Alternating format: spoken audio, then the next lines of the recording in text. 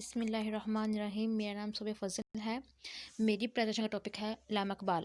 علامہ اقبال اور ان کا تصور فن۔ پہلے میں علامہ اقبال کا تعارف بیان کروں گی۔ حکیم الامت ڈاکٹر محمد اقبال ہمارے قومی شاعر، عظیم فقیر، کثیر الحدیث شخصیت 9 نومبر 1877 کو سیالکوٹ میں پیدا ہوئے۔ والد کا نام شیخ نور محمد تھا، جو خدا ترس، عبادت گزار اور صوفی منش انسان تھے۔ والد بھی نیک دل اور پرہیزگار والدہ بھی نیک دل اور پرہیزگار خاتون تھی۔ علامہ اقبال نے ابتدائی تعلیم مقامی دینی مکتب سے حاصل کی، پھر سیالکوٹ کے مشن ہائی اسکول میں میٹرک امتیاز کے ساتھ پاس کیا۔ اسکول میں اقبال کو مولوی میر حسن جیسے فاضل اور شفیق استاد مل گئے، جنہوں نے اقبال میں عربی اور فارسی اور علم الحکمت کا ایک ایسا شکوک بھر دیا کہ وہ تمام عمر اسی ذوق میں سرشار رہے۔ ایف اے کا امتحان انہوں نے سکاج مشن کالج سیالکوٹ سے پاس کیا اور مزید تعلیم کے لیے گورنمنٹ کالج لاہور میں داخلہ لے لیا۔ یہاں اقبال کو پروفیسر آلنڈ جیسا محقق اور مشفق استاد مل گیا۔ ان کی تعلیم نے اقبال کو فلسفانہ جلا بخشی۔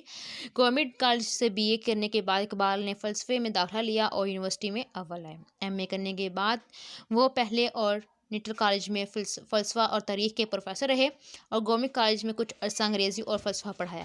اعلیٰ تعلیم کے شوق میں 1905 میں اقبال بھی انگلستان چلے گئے اور انہوں نے میسرسی کے اورنج یونیورسٹی جرمنی سے ایران میں فلسفہ مابعد ادبیات کا ارتقاء کے موضوع پر مقالہ لکھ کر پی ایچ ڈی کی ڈگری حاصل کی۔ 1908 میں وطن واپسی آ گئے۔ یورپ میں اقبال کی عظمت کا احساس حکومت برطانیہ کو ہوا تو 1922 میں اس نے انہیں سر کا خطاب دیا۔ 1926 میں اقبال مجلس قانون ساز پنجاب کے رکن منتخب ہوئے۔ 1930 میں انہوں نے کل ہند مسلم لیگ کے سالانہ اجلاس اور منعقدہ اعلیٰ آباد میں اپنا تاریخی خطبہ دیا۔ مسلمان ہند کے لیے ایک علیحدہ وطن کا تصور پیش کیا، جس کی وجہ سے انہیں پاکستان کے تصور کا خالق اور پاکستان کے قومی شاعر ہونے کا اعزاز ملا۔ 1931 میں گول میز پاکستان کے قومی شاعر ہونے کا اعزاز ملا۔ 1931 میں گول میز کانفرنس کے شکل کے لیے انگلستان گئے اور واپسی پر روم مصر کا سفر کیا۔ 1932 میں اقبال دوسری گول میز کانفرنس کے لیے گئے اور واپسی پر ہسپانیہ کی ایک مشہور نظم مسجد قربتہ اس سفر کی یادگار ہے۔ عمر کے آخری سالوں میں اقبال کی صحت خراب رہنے لگی۔ بالآخر مالک حقیقی کے بلاوا آ پہنچا اور 21 اپریل 1938 کو اس جہاں فانی سے رخصت ہو گئے۔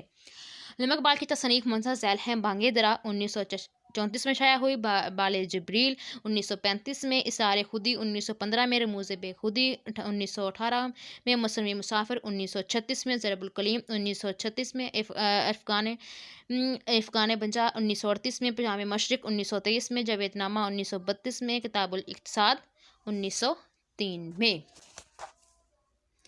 اس کے بعد میں اپنے ٹاپک پہ آؤں گی، جو ٹاپک ہے اقبال کا تصور فن۔ اقبال کا تصور فن سے کیا مراد ہے؟ فن کے لیے انگریزی میں آرٹ کی اصطلاح استعمال کی جاتی ہے، جو لاطینی زبان کے لفظ آرس سے مشتق ہے، جس کے معنی ہنر یا خصوصی مہارت ہے۔ آر جی گولنگوڈ اپنی کتاب میں اس طرف اشارہ کرتے ہوئے کہتے ہیں، اس لفظ کا مروج جمالیاتی مفہوم تو کہیں بہت بات کا ہے۔ قدیم لاطینی میں لفظ آرٹ کا مطلب ہنر یا خصوصی مہارت ہی تھا، جیسے بڑھئی کا کام۔ آج ہم اسے آرٹ کہتے ہیں۔ ان کے نزدیک وہ محض چند ہنروں کا نام تھا، جسے شاعری کا ہنر اور اصولی طور پر وہ اسے بڑھئی اور اس سے مشابہ دیگر کاموں سے جداگانہ اور کچھ نہ سمجھتے تھے۔ یہی حال یونانیوں کا تھا۔ یونانی بھی فن کو بنیادی طور پر صنعت یا ہنر ہی تصور کرتے تھے، اگرچہ انہوں نے سب سے پہلے شاعری، مجسمہ سازی، موسیقی، ڈرامہ نگاری کے بارے میں فنی اور جمالیاتی اصول مدون کیے، لیکن ان کے ہاں فن کا تصور اتنا واضح نہ تھا۔ یہ بہت بات کی بات ہے کہ جمالیاتی خوبیوں کو بنیاد بنا کر شاعری اور مصوری، موسیقی، صنم تراشی اور معماری وغیرہ کو باقاعدہ فنون لطیفہ کہا جانے لگا۔ اونجاری، کوزاگری، آہنگری اور بفندگی کے فنون کو ان سے علیحدہ بتانے کے لیے ان کے فنون غیر لطیفہ فنون مفیدہ کی اصطلاح وضع کی گئی۔ فن کا حسن سے گہرا تعلق ہے۔ اتنا کہ بعض نقادوں کے نزدیک فن محض حسن آفرینی کا نام ہے۔ فن دراصل وہ ہنر یا صنعت ہے جس کی مدد سے حسن تخلیق کیا جائے تو تخلیقات کا خالقانہ اظہار کیا جائے۔ اس لحاظ سے فن انسان کی تخلیق اپج کا اظہار ہے۔ علامہ اقبال کے نزدیک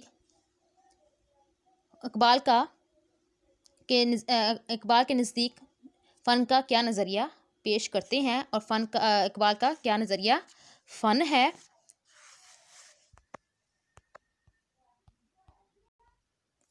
فن اور صداقت، فن اور آزادی، فن اور خودی، فن اور عشق، فن اور جلال و جمالی، فن صبح کا پیغمبر، معاشرے میں جذبات پیدا کرنا، حیات ابدی کے حصول کی لگن۔ اقبال کا نظریہ فن کیا ہے؟ اقبال نے خود بھی فن کے بارے میں اپنے خیال کا اظہار کیا ہے۔ خواجہ عبدالوحید صاحب علامہ اقبال کے نظریہ فن کے ان کی اپنی زبان سے ادا کیے ہوئے الفاظ یوں ضبط تحریر میں لاتے ہیں۔ آپ نے فرمایا کہ آرٹ کے متعلق دو نظریے موجود ہیں۔ اول یہ کہ آرٹ کی غرض محض حسن کا احساس پیدا کرنا ہے، اور دوم یہ کہ آرٹ سے انسانی زندگی کو فائدہ پہنچنا چاہیے۔ ان کا اقبال کا ذاتی خیال یہ ہے کہ ہر وہ آرٹ جو زندگی کے لیے مفید ہو، اچھا اور جائز ہے، اور جو زندگی کے مخالف ہو، جو انسانوں کی ہمت کو پست اور ان کے جذبات عالیہ کو مردہ کرنے والا ہو، قابل نفرت اور پرہیز ہے، اور اس کی ترویج حکومت کی طرف سے ممنوع قرار دی جانی چاہیے۔ آرٹ کے مضمر سیاست کے متعلق آپ نے فرمایا کہ بعض قسم کا آرٹ قوموں کو ہمیشہ کے لیے مردہ بنا دیتا ہے، چنانچہ ہندو قوم کی تباہی میں ان کے فن موسیقی کا بہت حصہ رہا ہے۔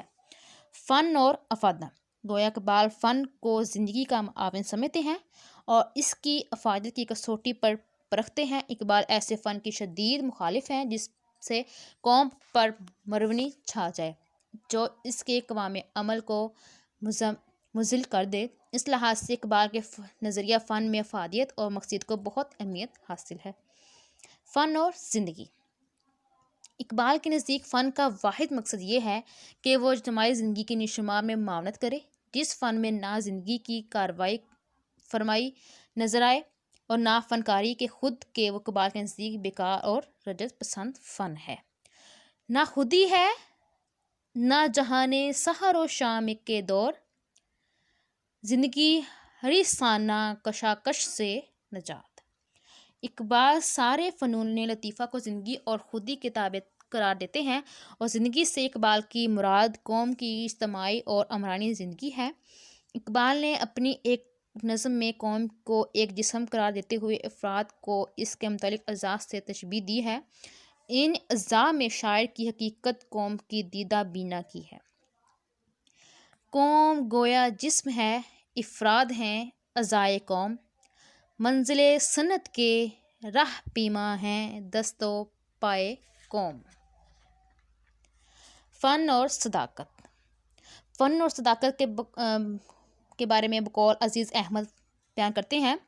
کسی قوم کی حیات اجتماعی میں اب اسے فنکار کو وہی مقام حاصل ہے جو پہلے پیغمبر کا تھا، یعنی وہ صداقت سے خاصیات اجتماعی کے نظام کی تجدید کرتا ہے۔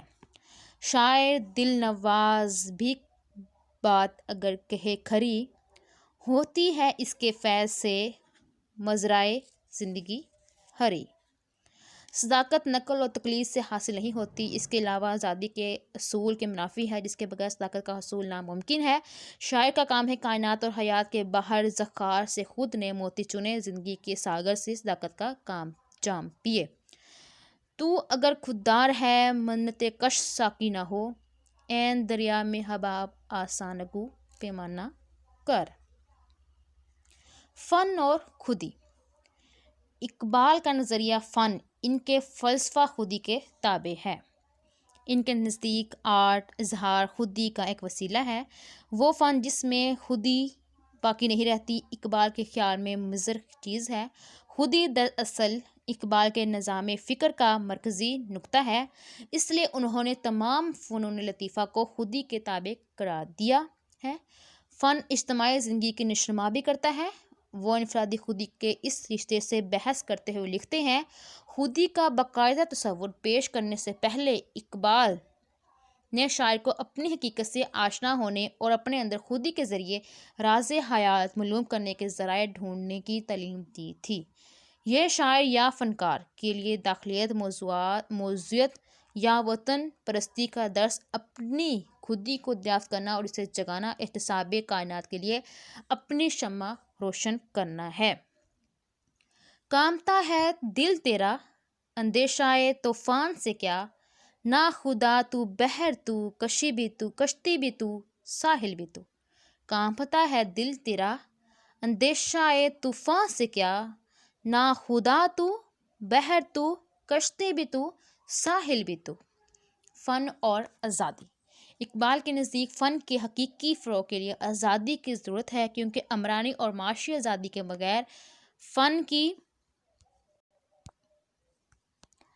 صحیح نشوونما ہی نہیں ہو سکتی۔ بقول عزیز احمد، غلامی آرٹ کے سرچشمے یعنی وجدان اور اس سے پیدا ہونے والی سوز آرزو پر ہی پہلی ضرب لگاتی ہے۔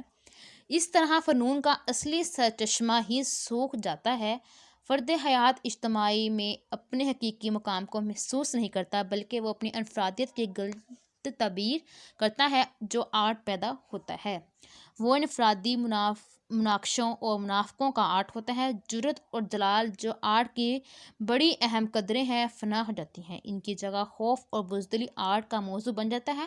سچا ذوق ختم ہو جاتا ہے، جھوٹا ذوق جھوٹے فن کا معیار بن جاتا ہے۔ اس طرح آرٹ غلام اقوام اور افراد کی ذہنی مزاج کا پروردہ ہوتا ہے۔ اس میں معاشی اور اخلاقی غلامی کا عکس ہر جگہ نظر آتا ہے جس کی یہ پیداوار ہوتا ہے۔ جمال کی قدر جس کے اقبال نے اپنے ذریعہ فن میں حرکت سے وابستہ کر دیا ہے، صرف آزادی ہی کے عالم میں پیدا ہو سکتی ہے، کیونکہ اقبال کے نزدیک جمال جلال کی ابتدائی کیفیت ہے۔ غلامی میں ذوق حسن باقی نہیں رہتا، بس چیز جو حسن جمال کے مشاہدے کے لیے اس قدر ضروری ہے فنا ہو جاتی ہے۔ غلامی کیا ہے؟ ذوق حسن و زیبائی سے محرومی، جسے زیبا کہیں آزاد بندے ہیں وہی زیبا۔ فن اور عشق۔ فن اور عشق۔ اقبال کے فلسفے میں عشق کو بھی ایک نمایاں مقام حاصل ہے۔ اقبال کے نزدیک فن کا محرک جذبہ عشق ہے۔ ان کے خیال میں کوئی فن خلوص، سوز و گداز، خون جگر کے بغیر مکمل نہیں ہو سکتا۔ فنکار کی ایک بڑی خصوصیت اس کا خلوص ہے، جو عقلی بھی ہو سکتا ہے اور جذباتی بھی۔ اقبال کے ہاں جذباتی رنگ زیادہ غالب ہے، البتہ کہیں کہیں دونوں کا امتزاج بھی پایا جاتا ہے۔ اقبال نے جس چیز کو خون جگر کہا ہے، وہ فنکار کا اپنے فن پارے کے ساتھ یہی خلوص ہے جس کی پرورش جذبے کی آغوش میں ہوتی ہے۔ اپنی نظم مسجد قربتہ میں اقبال بتاتے ہیں کہ وہ تمام موضع ہائے ہنر فانی جس کی تہ میں جذبہ خلوص موجود نہ ہو، وہ تمام فن پارے ابدی اہمیت کے حامل ہیں۔ رنگ ہو یا خشت و سنگ، رنگ ہو یا حرف و صوت، موضع فن کی ہے خون جگر سے نمود۔ شکریہ۔